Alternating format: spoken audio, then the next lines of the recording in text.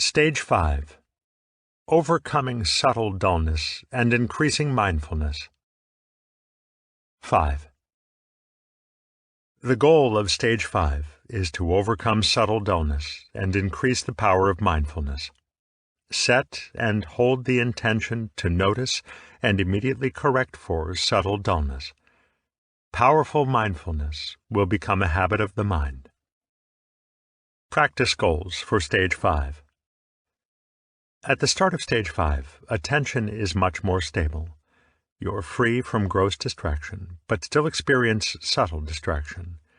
You've also overcome strong dullness and progressive subtle dullness, but remain in a state of stable, subtle dullness. Your goals for this stage are to completely overcome the tendency to slip more deeply into stable, subtle dullness, and to heighten the power and clarity of consciousness. In other words, you want to develop more powerful mindfulness that includes vivid attention and strong peripheral awareness. To achieve this, you'll learn to recognize when subtle dullness starts to deepen. Then you'll learn to correct it and restore your mind to its previous alertness. Finally, having recognized and corrected for subtle dullness, you'll increase the power of your mindfulness even more.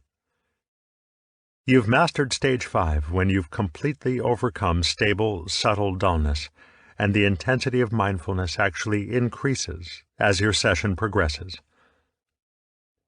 The danger of subtle dullness. This new level of stable attention is precisely what makes us more vulnerable to slipping into a deeper state of sustained, subtle dullness. That's because the mental agitation that stimulated the mind and helped keep us awake in the earlier stages has subsided. As subtle dullness deepens, it causes both peripheral awareness and subtle distractions to fade. If we don't recognize this as a sign of subtle dullness, it can easily be mistaken for the strong, exclusive focus of Stage 6. The pleasant feelings that accompany subtle dullness can also be misinterpreted as first signs of the meditative joy of advanced stages.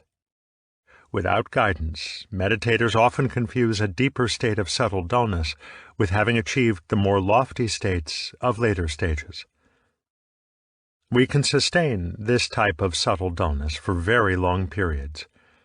It's often described in these kinds of terms. My concentration was so deep, an hour seemed like only minutes, or, I don't know where I went, but I was just gone, and felt so peaceful and happy. When the pleasure of dullness is particularly strong, and our peripheral awareness of thoughts and sensations fades completely, our meditation can even seem to fit the description of a meditative absorption, jhana. We can quickly get attached to such experiences, prizing them as proof of our meditative skills. Yet relative to the practice goals in this book, they are complete dead ends. It's crucial we learn to recognize and overcome subtle dullness to progress in your practice. Therefore, do not skip this stage. Overcoming subtle dullness. Subtle dullness has three characteristics. 1. The vividness and clarity of the meditation object decline. 2. Both extrospective and introspective peripheral awareness fade. 3. There is a comfortable, relaxed, and pleasant feeling.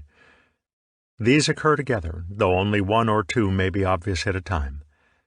We need to learn to identify these characteristics in order to know when subtle dullness is growing deeper. The characteristics of subtle dullness.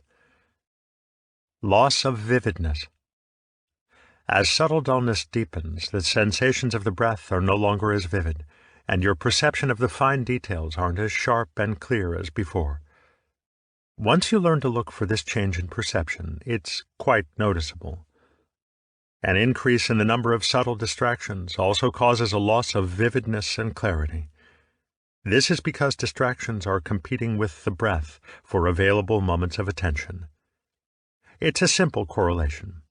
If there's an increase in subtle distractions, there will be a decrease in the vividness and clarity of the meditation object. And if there's a decrease in subtle distractions, the meditation object will be more discernible. You may have already noticed this, but if not, make a point of observing what happens to the meditation object when subtle distractions increase and decrease. With the normal ebb and flow of subtle distractions at this stage, you can easily observe these moment-by-moment changes in vividness and clarity. Becoming familiar with how subtle distractions affect the appearance of the breath will help you recognize when dullness is doing the same thing. Although dullness and distractions provide similar changes in perception, when dullness is the cause, vividness and clarity decline more gradually, without as much fluctuation, and, of course, there's no increase in the number of subtle distractions. Vividness and clarity decline because non-perceiving mind moments gradually replace perceiving ones. You must become skilled at recognizing this decline. Just like with strong dullness in stage 4, we rely on introspective awareness to alert us to the loss of vividness and clarity so we can increase the intensity of our perception again. Yet this isn't so easy, because it's precisely when subtle dullness deepens that introspective awareness starts to fade. The fading of extrospective and introspective awareness. Initially, your perception of the breath is clear and vivid, and you remain mindfully aware of physical sensations and mental objects in the periphery. But when subtle dullness deepens, your field of conscious awareness shrinks. Sounds and bodily sensations fade from awareness, sometimes becoming imperceptible. Thoughts are fewer and don't occur as often. At the same time, feelings of relaxation and contentment grow, eventually dominating introspective awareness. You will be introspectively aware of a sense of comfort and ease, rather than of dullness. This is a tricky situation. Introspective awareness, the very thing you need in order to catch deepening subtle dullness, has itself been affected by subtle dullness. This problem is similar to the one in stage 3. There you needed introspective awareness to detect gross distractions and drowsiness, but it wasn't developed enough yet to do the job. So instead you used attention to check in, looking into the mind for distraction and dullness. In this stage, you will also periodically check in with attention to look for the presence of subtle dullness. The pleasure of dullness. Having dealt with pain and discomfort in the preceding stage, it's now easier to sit comfortably for longer periods. Also, because you have more stable attention and feel satisfied with your progress, your meditations are often pleasant. You have to learn to distinguish this more wholesome kind of pleasure from the pleasurable feelings of subtle dullness. Pleasantness by itself isn't a reliable sign of subtle dullness. Dullness of any kind is always pleasant, except when we actively resist. Consider things like alcohol, drugs, and forms of mindless entertainment. These all provide a much sought-after kind of pleasurable dullness. We become relaxed and pleasantly numb. Our awareness is hazy at best, and our attention is free-floating. Although this is quite different from dullness in meditation, it clearly shows why the pleasure of dullness is so seductive. Subtle dullness in meditation is actually more like the relaxed state you might experience sitting in a lounge chair, eyes closed, under a beach umbrella on a warm day. Or consider the comfortable state of resting on the couch after a big holiday feast. You're not asleep, or even sleepy. You still seem somewhat aware of what's happening around you. It may even seem like you have a clear mind, but you're actually not very alert. This is exactly the kind of deeper, but still stable, subtle dullness that can arise in meditation and be intentionally cultivated if we don't understand what's happening. We can train ourselves to remain in this state for extended periods. As mentioned, such dullness can make us think we've achieved the exclusive focus and blissful states of the later stages. When our practice is this enjoyable, there's a strong temptation to see ourselves as adept meditators. Once again, pleasurable subtle dullness is a trap and a dead end. You must recognize and avoid that trap. At first, it may be difficult to distinguish between the wholesome pleasure of stable attention and the pleasure of subtle dullness, but in time you will recognize the warm, soft, quiet pleasure of subtle dullness as something quite different from the bright, alert enjoyment of being in the flow of mindfulness. Detecting and countering the deepening of subtle dullness. The signs that dullness is growing deeper include decreasing vividness and clarity, fading peripheral awareness, and seductive pleasure. However, detecting these signs is harder because dullness causes introspective awareness to fade. So how can we recognize them when we're already being affected? One thing that helps is certain kinds of involuntary responses, such as the startle reaction. If some disturbance, an unexpected sound, someone coughing or a door slamming, causes you to jerk or feel inwardly startled, then dullness was probably present. Other examples are when you're surprised to find yourself taking a deep breath, or when you suddenly find yourself correcting for a slumping posture. If you were really mindful, you would have been aware of needing to do these things before they happened automatically. As a general rule, the more mindful you are in the moment, the more difficult it is to be either startled or surprised. Once you've been startled into a state of greater awareness, reflect on and examine the quality of your meditation just before you were startled. This will help you recognize the characteristic signs of subtle dullness. Still, you don't have to wait until you're startled to recognize the deepening of subtle dullness. You should intentionally check in from time to time as well. Compare your present awareness and attention with previous meditation sessions when you felt particularly sharp and alert. You can also compare your awareness and attention with earlier times in the same sitting. It's even helpful to examine your meditation session after it's ended, searching for any signs that subtle dullness may have been present. This will teach you to recognize dullness more easily next time. Finally, another sign that you are sitting in subtle dullness is when you feel sluggish or spacey after practicing. When this happens, recall, as best you can, what you were experiencing during your meditation, which will also help you recognize dullness in the future. The best way to detect subtle dullness is by making introspective awareness stronger. The key to doing that is intention.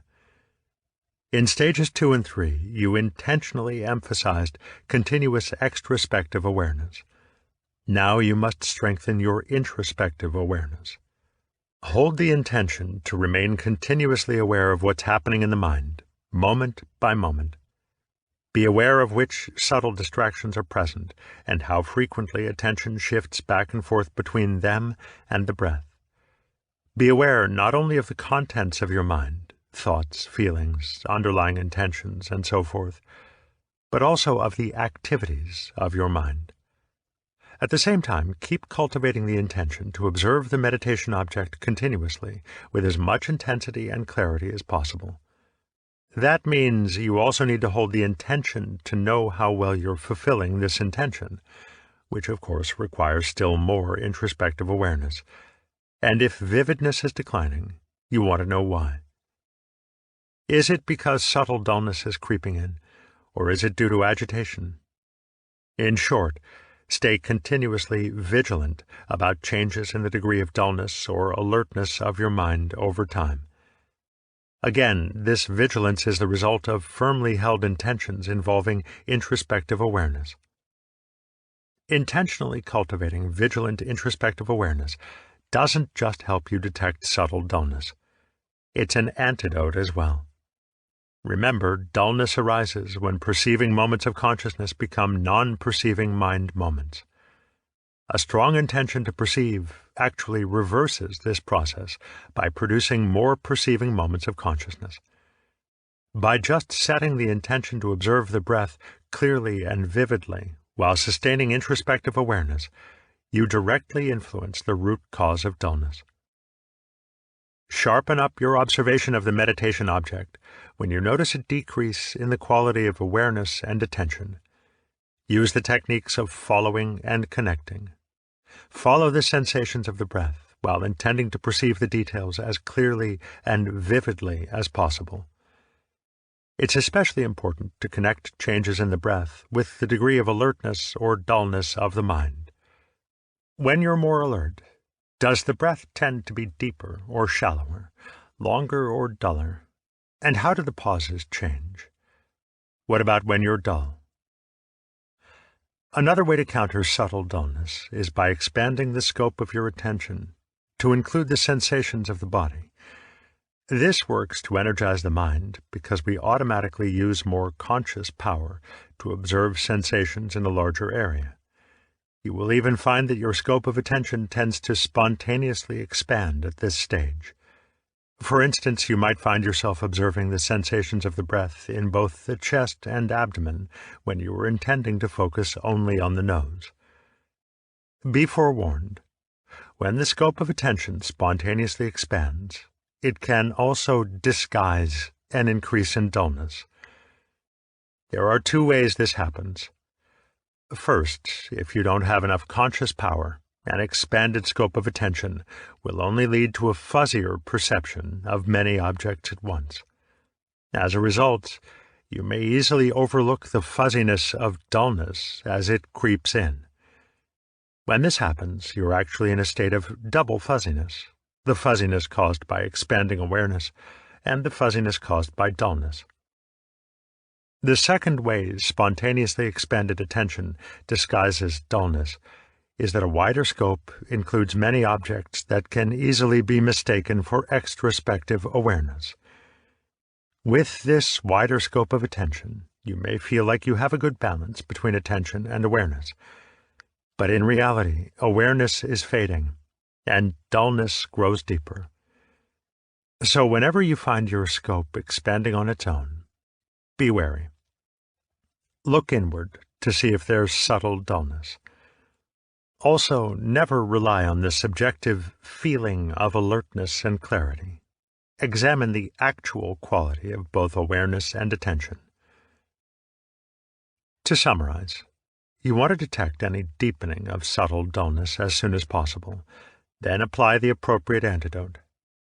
The meditation object should return to being vivid and clear, and your introspective and extrospective awareness should return to how they were before the dullness. Your next task is to increase the energy level of your mind even further. Increasing mindfulness with body scanning. The second major goal of this stage is to increase mindfulness. We could develop the skills of mindfulness without increasing the overall power of the mind, but that wouldn't do the job. We'd be left with a less effective mindfulness that's easily lost. You're already using one method that increases the power of mindfulness, holding the intention to maintain bright peripheral awareness while observing the meditation object as clearly and vividly as you did in your best meditations. The body scanning method in the description that follows provides an even more powerful tool for increasing mindfulness. Here is the method, step by step. 1. Shift your attention from the tip of the nose to the surface of your abdomen. Observe the sensations associated with the in-breath and the out-breath, without losing awareness of the breath as a familiar, repeated, cyclical event. Focus as much as you can on just the sensations themselves, rather than on the concepts of expansion, contraction, skin, breath, air, and movement. Notice in particular the changing qualities of these sensations as the abdomen rises and falls. Continue until your attention is stable and you can clearly recognize the changing sensations. 2.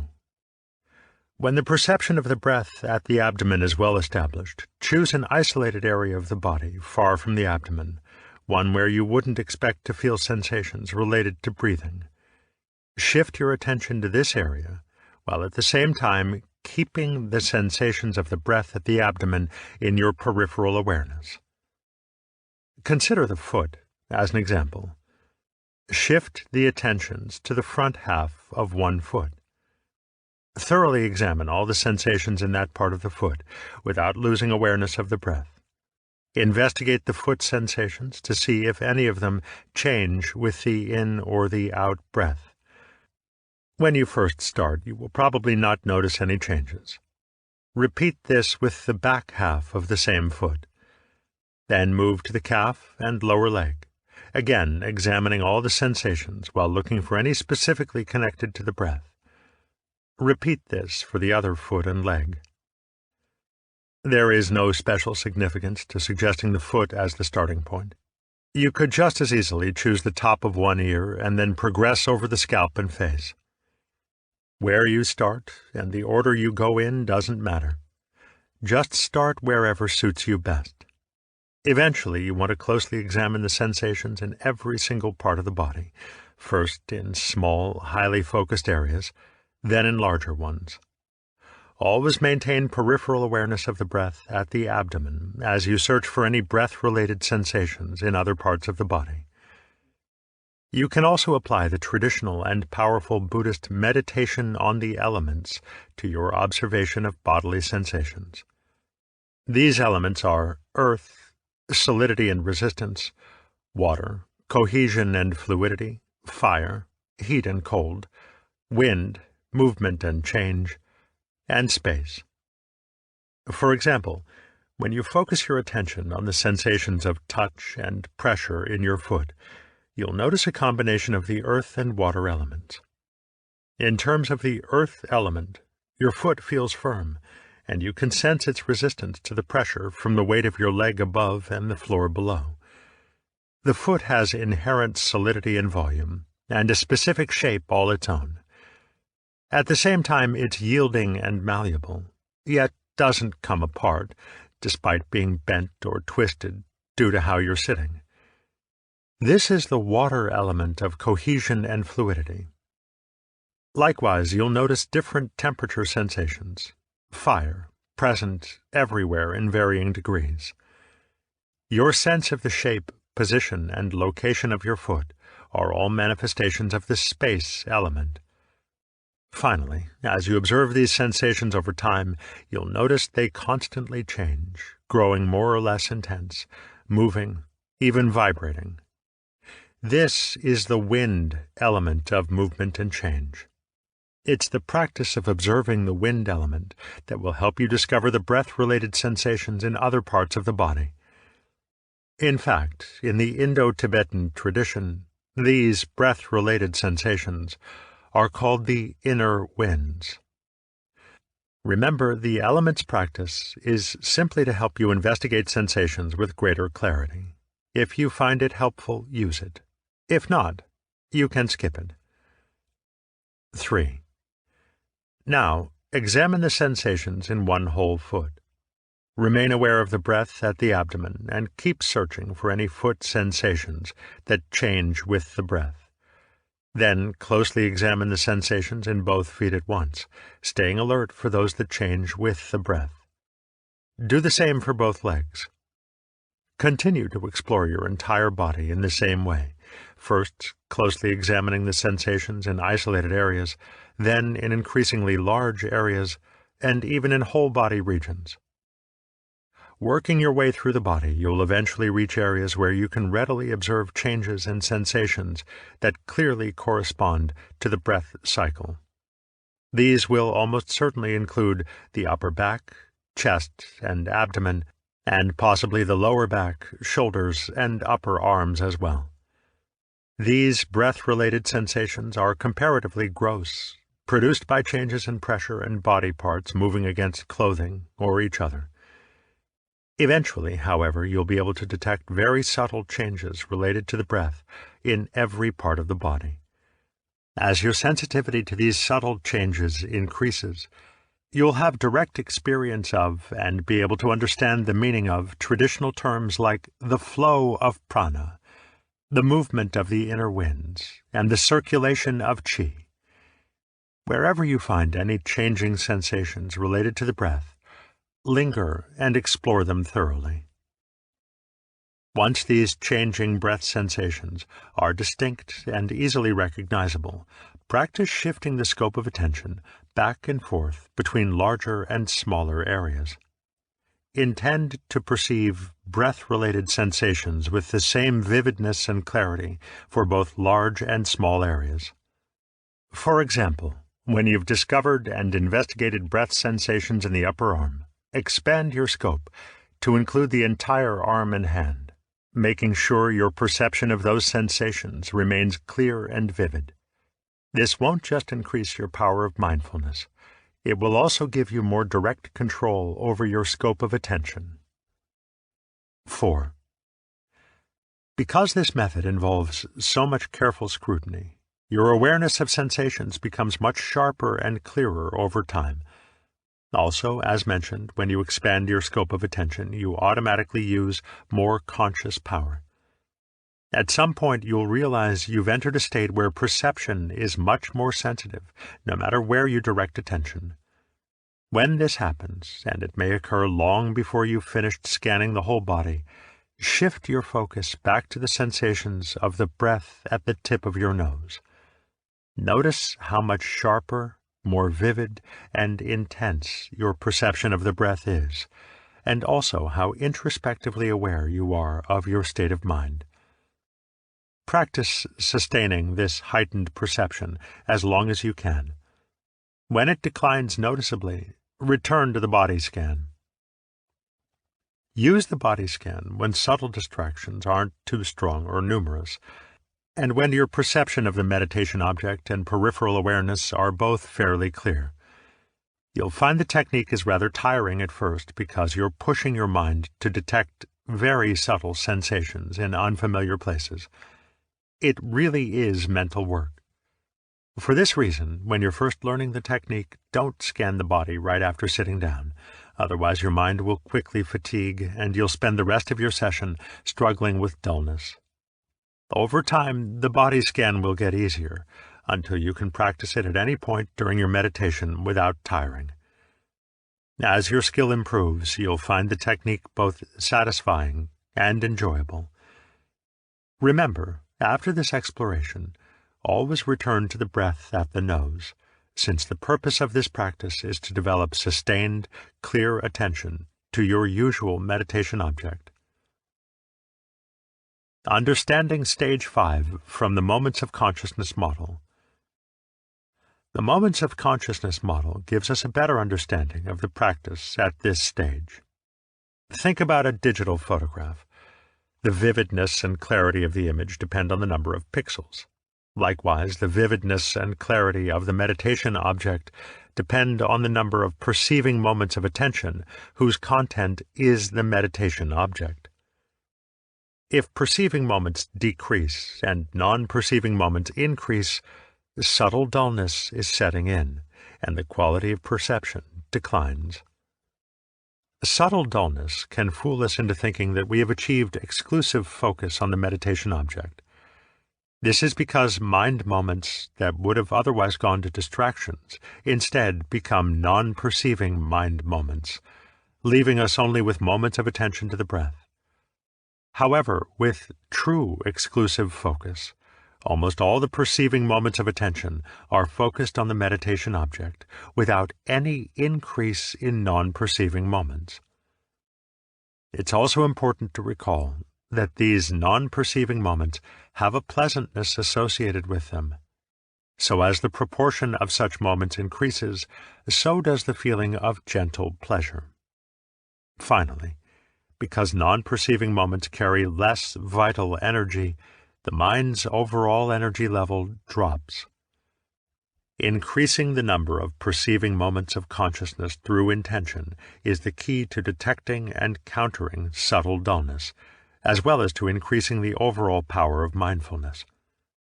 Whenever we intend to detect subtle dullness, we transform non-perceiving potential moments of consciousness into actual perceiving moments of introspective awareness.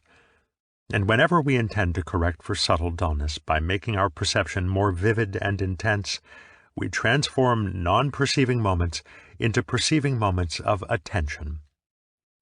Therefore, these two intentions, the intention to detect dullness and the intention to make perception more vivid and intense, produce even more moments of attention and awareness, and thus greater mindfulness.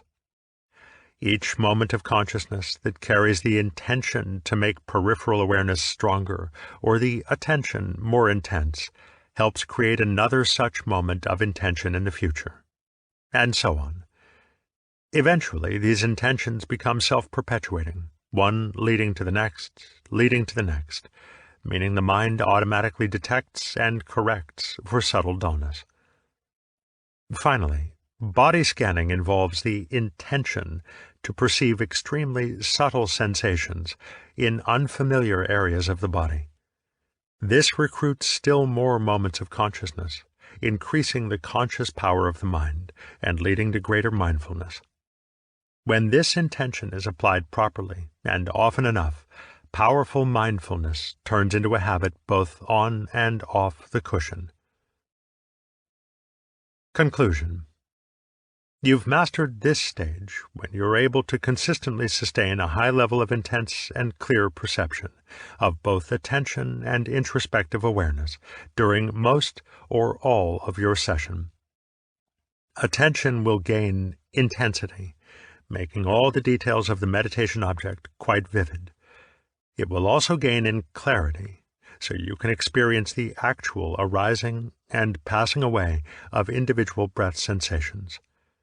You will naturally abandon abstract concepts like inhale and exhale, which you were in the habit of using to follow the breath. Even though attention is extremely focused, you remain extrospectively aware. Your introspective awareness detects and automatically corrects for any subtle dullness. Mastering this stage doesn't involve reaching any particular level of mindfulness. Your mindfulness will continue to grow stronger through all the later stages. Rather, it is the ability to consistently